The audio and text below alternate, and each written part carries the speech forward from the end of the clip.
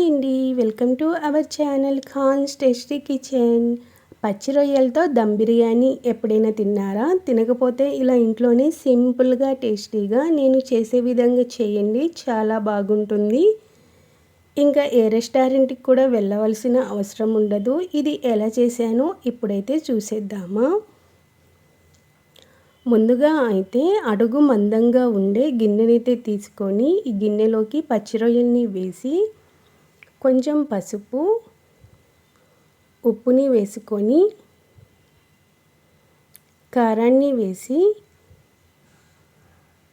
బిర్యానీ మసాలా, గరం మసాలా, బిర్యానీ దినుసుల్ని వేసుకొని పుదీనాను వేసి కొత్తిమీరని వేసుకొని అల్లం వెల్లుల్లి పేస్ట్ని వేసి ఆనియన్స్ని అయితే ఇలా ఫ్రై చేసుకొని వేసుకోవాలి. ఇలా ఆనియన్స్ని కూడా వేసుకొని ఫ్రెష్ పెరుగుని వేసుకోవాలి, పుల్లటి పెరుగుని మాత్రం వేసుకోవద్దు. ఇలా మొత్తం బాగా కలిపేసుకోవాలి. ఇలా కలుపుకున్న తర్వాత దీంట్లోకి అయితే మనం ఆనియన్స్ని ఫ్రై చేసుకున్న ఆయిల్ని అయితే వేసుకోవాలి. ఇలా ఈ ఆయిల్ని వేసుకున్న తర్వాత స్టవ్ మీద పెట్టుకొని 5 నిమిషాల వరకు హై ఫ్లేమ్ మీదనే మూతని పెట్టుకొని ఉడికించుకోవాలి. ఇలా 5 నిమిషాల తర్వాత మూతని తీసుకొని ఒకసారి కలిపేసుకుందాము.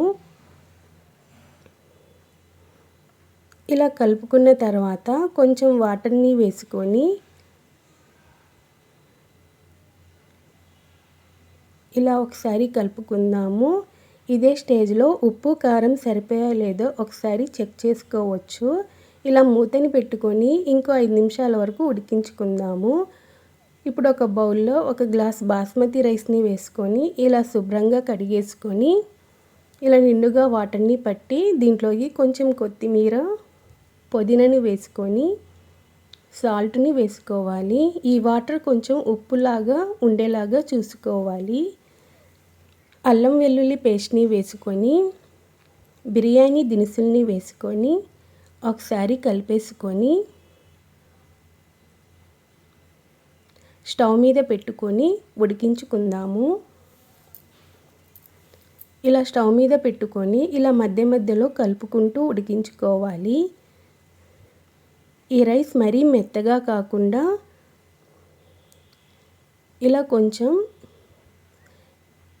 ఇలా తొనిగితే సరిపోతుంది. ఇప్పుడైతే ఈ రైస్ని అయితే ఒక వడబుట్టలోకి అయితే వేసేసుకుందాము. కర్రీ కూడా ప్రిపేర్ అయిపోయింది. ఇప్పుడు ఈ కర్రీని కూడా ఒకసారి కలిపేసుకుందాము. ఇప్పుడు దీంట్లోనే కొంచెం కర్రీని అయితే ఒక గిన్నెలోకి అయితే తీసుకుందాము. గ్రేవీ అనేది ఇంతే ఉండాలి, మరి చిక్కగా ఉండకూడదు. మనం ఉడికించి పెట్టుకున్న రైస్ని అయితే ఇప్పుడు వేసుకుందాము. ఇలా రైస్ని వేసుకున్న తర్వాత ఇలా పైనుండి కొంచెం కర్రీని వేసుకొని కొత్తిమీరని వేసి పుదీనాని వేసుకొని ఫ్రై చేసి పెట్టుకున్న ఆనియన్స్ని వేసి నెయ్యిని అయితే వేసుకోవాలి. ఇలా నెయ్యిని వేసుకున్న తర్వాత మూతని పెట్టుకొని ఈ మూత మీద ఇలా బరువుగా ఉండేది ఏదైనా పెట్టుకోవాలి. మన ఇంట్లో పాడైపోయిన దోశ పెనాన్ని ఇలా స్టవ్ మీద పెట్టుకొని ఈ స్టవ్ మీద ఈ గిన్నెనైతే పెట్టుకోవాలి. ఇలా పెట్టుకోవడం వల్ల కింద అడుగు అనేది మాడకుండా ఉంటుంది. ఇలా 5 నిమిషాల వరకు సిమ్లో దమ్ చేసుకోవాలి. ఇలా 5 నిమిషాల తర్వాత మూతనైతే తీసేసుకుందాము. చూడండి, బాగా దమ్ అయిపోయింది. ఇంతే అండి, సింపుల్గా టేస్టీగా పచ్చి రొయ్యల దమ్ బిర్యానీ అయితే. ఈ వీడియో కనుక మీకు నచ్చితే like and share and subscribe. ఇలా ఇంట్లోనే సింపుల్గా ఇలా పచ్చి రొయ్యల బిర్యానీ చేయండి, చాలా బాగుంటుంది. Thanks for watching.